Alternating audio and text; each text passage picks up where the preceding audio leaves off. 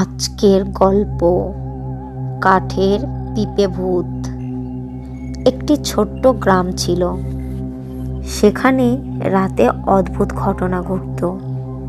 গ্রামের পুরনো লোকজন বলতেন এক অদ্ভুত ভূত বাস করত সেখানে। তার নাম ছিল কাঠের পিপে ভূত। গ্রামবাসীরা জানতো রাতে ভূতটি বেরিয়ে আসে, আর যারা সাহস করে বাইরে বের হয় তাদের নিখোঁজ করে ফেলে। গ্রামের সবাই রাত হলে দরজা জানলা বন্ধ করে রাখত। অনেক বছর আগে এক যুবক গ্রাম ছেড়ে চলে গিয়েছিল। সে হারিয়ে গিয়েছিল, তার আর কোনো খোঁজ পাওয়া যায়নি। তার বন্ধুদের কাছে সে ছিল এক রহস্য। কিন্তু এক রাতে সেই যুবক ফিরে এলো, তবে সে আর আগের মতো ছিল না।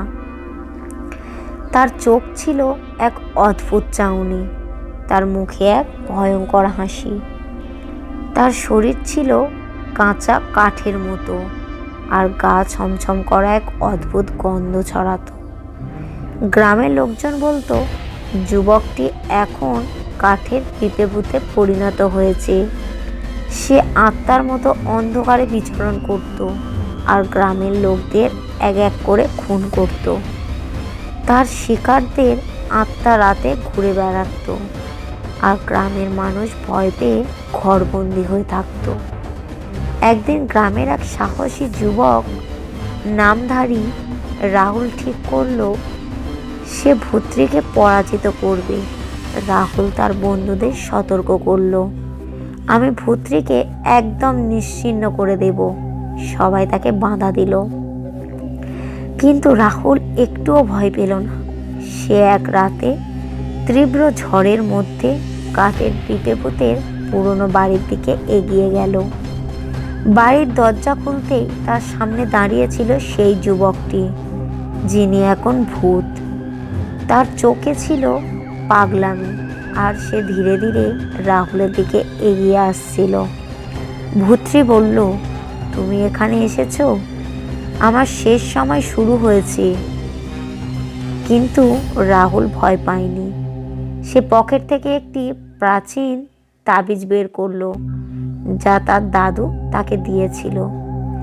তাবিজটি ভূতের দিকে উঁচু করে ধরতেই এক বিশাল শব্দ হলো।